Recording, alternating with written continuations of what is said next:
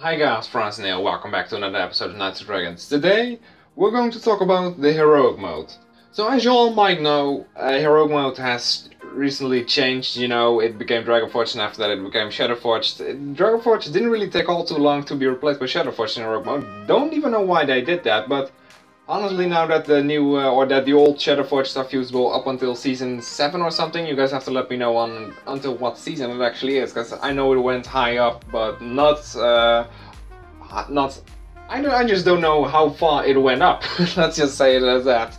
Now, heroic mode, we all know that the Shadowforged is featured in there, where all the Shadowforged, you know, from Sylvanas to Erebus White and all that sorts of good stuff.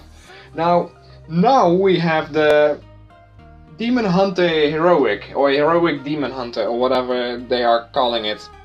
And there's also the Zephyr Cyclone that they show separately. That's if you manage to defeat the Kingdom of Darkness, meaning in this case Zone 16. So you can get one of those wings and then you can just craft it and blah blah blah. And yeah, what do I think about GREE doing this once more? You know, just remaking old armors. Now, when they started remaking old armors, like when the first came out, like the remake of Crystal Finmill, I believe that the green one, you know, the Water Earth one, came out, I was like, sure, I mean, they can do that. They can reforge old armors, or remake old armors, and maybe do some different things with it. And I just really enjoyed that. But what they did now is, they literally, with the Demon Hunter, the original is called Demon Hunter's Garb, and I believe that's a Dragonforged instead of... What they actually did was, they just gave it another name. It's the exact same armor, but this time it's a Shadowforged, not a Dragonforged. And honestly, sometimes, I get it why GREE is lazy, of course, but to remake an old armor, like they did with the Crystal Finmill and all the other remakes that we currently are having, because there's also some fusible remakes that are only fusible and not available in chests that nobody has, or a couple of people have seen only. And this thing is much stronger as the original Demon Hunters, of course, because this one is not outdated. Heroic modes, it's mainly for the free-to-play players, I believe, but if you want the entire set and everything, then you'll need to actually make sure you have the gems prepared for it. 5 days left as of now. But in terms of remakes, I don't get why GREE is literally just... Yeah, it's the exact same elements too. Because this is actually the second heroic that featured Reforged, Shadowforged or Dragonforged. And this is just completely bullshit. Because at least with Sylvanas, they changed the elements. Like they did put some effort in there. They just changed the name in here. They didn't do anything, same goes with the Sylvanas Heroic. They didn't do anything to all they did was change the stats and the elements with Heroic Sylvanas. Now with this thing, let's just take a look. The only thing that has changed is the name and the stats. Now I need to scroll all the way down there. Maybe I can just use Spirit, there we go. I think that'll clean it up for a little bit. And yeah, you can clearly see it here, it's the exact, and with that I literally mean the exact same armor, but instead of that Demon Hunter's Garb, it's now called Heroic Demon Hunter. It has the exact same elements. The only thing different, as I said, is that it has stun and much better stats. And now, of course, for the free-to-play players this is quite nice, but honestly, if you just make the exact same armor, then at least I wouldn't even do that, to be honest, if I was a developer of a game. You know, why would you even do this? Why would you make the exact same armor? This is literally everything is exactly the same. The only thing is that it's like Demon Hunter's Garb but a tier higher up. That's about all that this is. With Crystal Finmill remake, they at least tried to make it look different. With this one, they didn't even try at all. Like, I get it sometimes, but what GREE also did wrong, by the way, this is strictly my opinion, by the way, is like they separated the EU from the North America, and that was about 2 years ago that they made that EU server. And of course now we all know that that we just have this damn service for a long time now. But it's still, you know, it's almost 2 years old, but they should have never done that. They split up the entire world by that. Well, you could actually play together when you started, you know. I mean, the EU people that start right now don't even know that there's a North America server. They just know that they are playing with Europeans, you know, that they just know when you are interviewing someone, oh, you're a European too, me too. And you never see an American, except for because I am sometimes still making accounts for people that actually want to get on the EU server.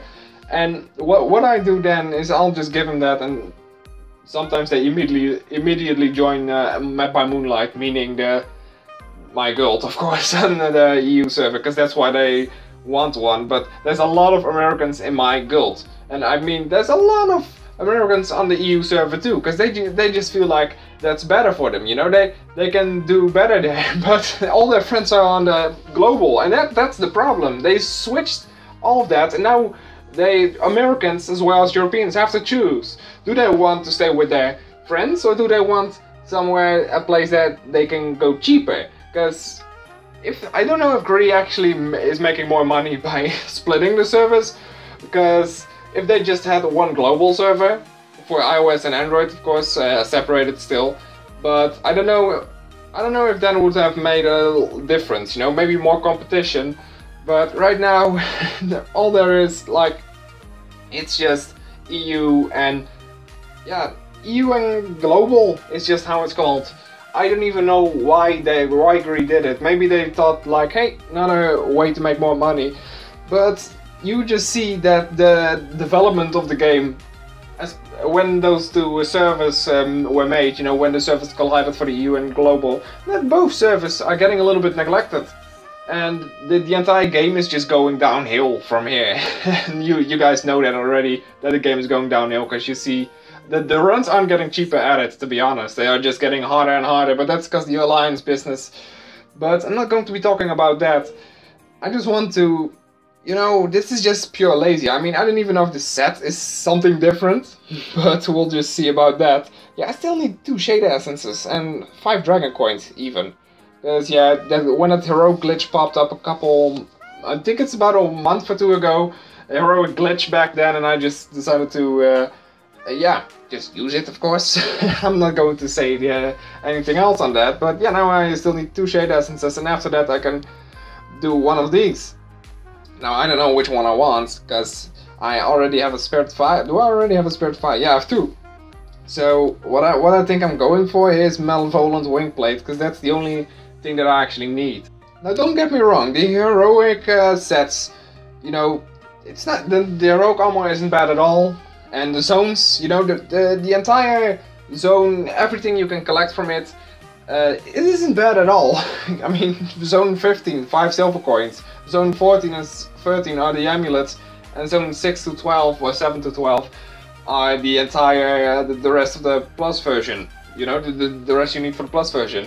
So everything is available, and zone 15 and 16 are actual extra additions. You know, I just don't want to say that one word with the R, otherwise it's just the pronunciation.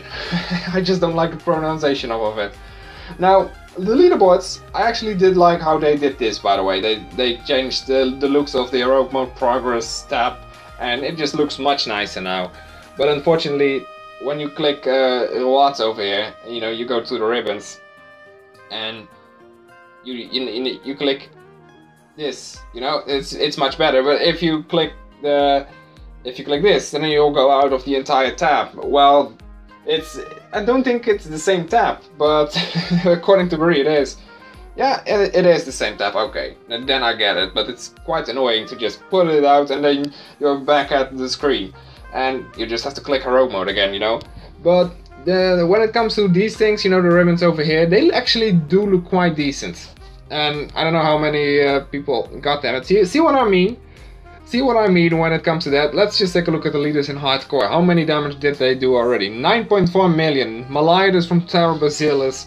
The entire top 3 is Terra Basilis, I believe. Carlos, Madara. But yeah, half of them is on the top run. So yeah, you can clearly see that. Let's take a look at the Malaidas' stats. Is he the Gold Master? Oh, Gold Champion, okay. See, all these guys have like 11k stats almost, of course, like, just take a look at that. Is that the egg bearer thing? 11k stats.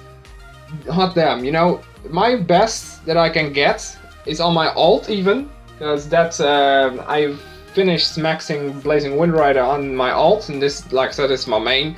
So, and with that I can get a total stats, together with the pet and set and everything.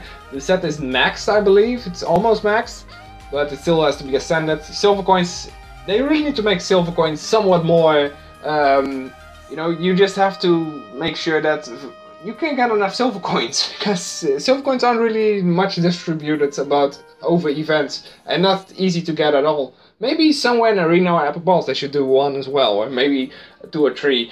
Just in the milestones, you know, that's much better for people to actually play with. But yeah, I guess Arena's neglected too, and Epic Balls. Maybe Epic Balls is neglected too, but I get a total of 9k stats, and that is the entire set. And this is outdated Shadow Forge by now, I believe. Yeah, and we also have this here, the milestones. Those aren't Dragon coins, by the way, those are Fafnir coins, or whatever they are called. So don't be aware, or don't keep your eyes on that. And yeah, this is just, why not give epics away? Because epics are, I mean, in the milestones, of course, like they did with Arena. Because Arena has become a little bit better, and I'm actually glad they didn't change the gems, because that's one of the few things that I actually still get gems from. Epic Balls, I don't do the Epic Balls anymore, because I just have to have some time for myself, you know, with this game. And yeah, you can get an old Dragon Forge, a very old Dragon Forge Arcane Innovation, I believe that it was, and a Shadow Forge material, and an epic named Ronan Star Ropes. And then you are through everything. And what they did in EU, what is actually quite better, is that the older Shadow Forged or Dragon Forge seasons, like Season 1, Season 2, are very easy to get. Because I think I have about 20-30 Dragon coins already, and yeah. It's just that. I'm still maxing Venomous Vanguard, by the way, but meh. You know, I just take it one Dragon Forge at a time, because I don't want to max like 20 Dragon Forge at the same time. Otherwise, it'll just look like this over here. It'll just look like this, you know. Like everything that I need to max is still here, and the only things that I have maxed on, it's not much at all. Like 3, 4, 5 Shadow Forge, and I believe that I can fuse Stellar Stone Shield away, because I have a Sylvanas Plus, and that new Earth Armor that I recently got, named Lionheart Gladiator. Now, you all know that you just can wear 2 of the same elements, so I can wear 2 double Earths. Now, what I want to do is just fuse Earth 1 Oakmill away, because that thing is absolutely shit, with Stellar Stone Shield, and hope for another remake or something. To just see if we can actually snag something good out of that. Oh, that's not the one that I wanted. Earth 1 Oakmill. I'm hoping that I'm getting something good. We'll just see. I don't know. Maybe we do, maybe we don't. That's Pegasus Champions Plate. And then that one is bad. I'm just going to fuse that away when I get the chance.